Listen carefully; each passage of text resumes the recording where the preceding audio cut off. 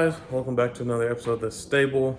You probably hear the disappointment in my voice right now, but Red, the 96 GT, had valve covers that were leaking. So went ahead, was popping everything apart, and the passenger side looked fine. Was getting ready to put the new valve cover on. Got all the new gaskets put in place, as you can see right here. And something, I don't know, I just double checked and looked at the driver's side and we found something. So I'll go ahead and turn the camera around and show you guys. So maybe with that light right there, you guys can see this cam lobe right there. It is just getting chewed up. There's also a little bit of wear on that one behind it back there. You can see it looks all speckled. So, but that one is very, very bad. So that's where we're at. So I don't have a great game plan with this because there's a lot of things going on right now with the stable. Everybody's working on their cars. The boss has been kind of priority number one, and I just assumed that Red just needed valve cover gaskets and a new clutch in it, and it would be ready to race because April 27th is race day, and I was like, maybe if I don't have what I want to have done to the boss, I can at least have Red ready to race. And finding that cam lobe that's chewed up is pretty disappointing. But guys, I beat on this car for 12 years hard. Stock bottom in, put down 580 on the dyno, 15 plus pounds of boost. I think on the dyno, the guy told me it was 15. Sometimes at the track, I'd stretch it out a little bit higher up in the RPM, so it could have been singing a little bit more. But I always felt like this car could go 125 and it would just fall off up top. So maybe that's part of the reason why I wouldn't. But so now we got to come up with a game plan. I'm thinking the soonest I can start working on this car again might be April, May, maybe mid to end of June. And so that brings us to the Texas build.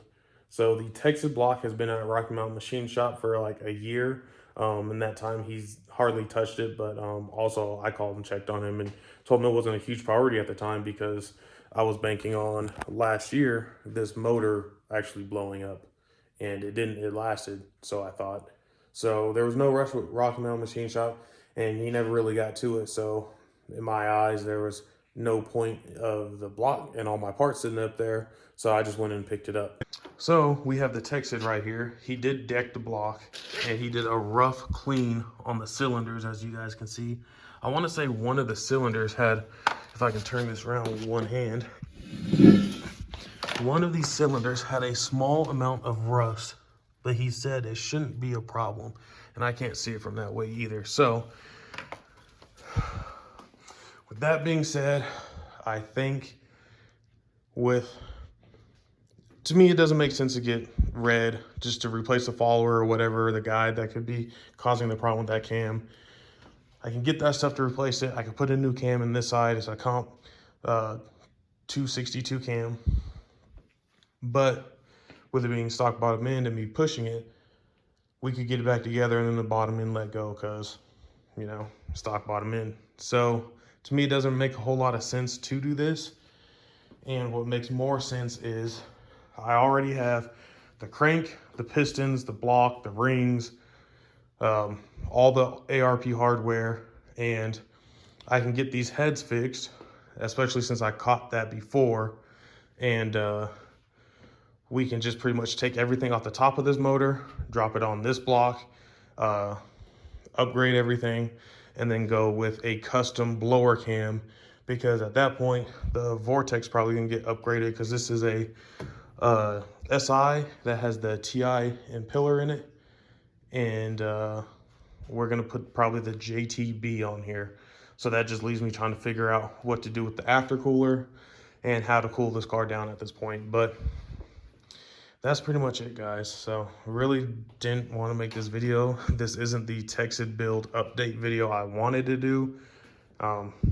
Disappointed, to say the least. And yeah, I'm just trying to figure out where to go from here.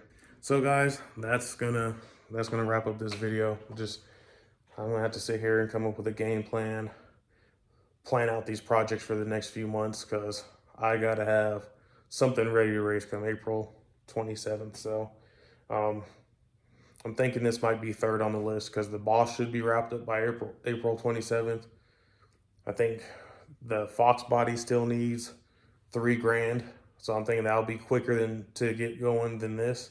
But outside of that, I have all the stuff to take it to a different engine builder. So the reason why I'm going to take it to the engine builder is, I almost forgot to tell you guys that part. Rocky Mountain Machine Shop, he was going to finish cleaning the cylinders, and then he was going to balance everything, but he wasn't going to assemble a short block. And to me, if I go take it to somebody else who's going to assemble a short block, they're probably going to rebalance everything and, remeasure everything. So there's no point to have Rocky Mountain do it. So just went ahead, picked it up. So I heard there's a guy out east of me, like Calhan, Peyton, somewhere in that area, who is very good at building engines. So I'm going to reach out to him. My neighbor across the street, Bob, I think has used him and highly recommends him. So probably going to get into contact with him, get some price estimates, and then once we have that, then once time and money get set aside and free up, we will start tearing this thing apart. So that's the update. Please like, subscribe, and we got more wrenches to turn, so stay tuned.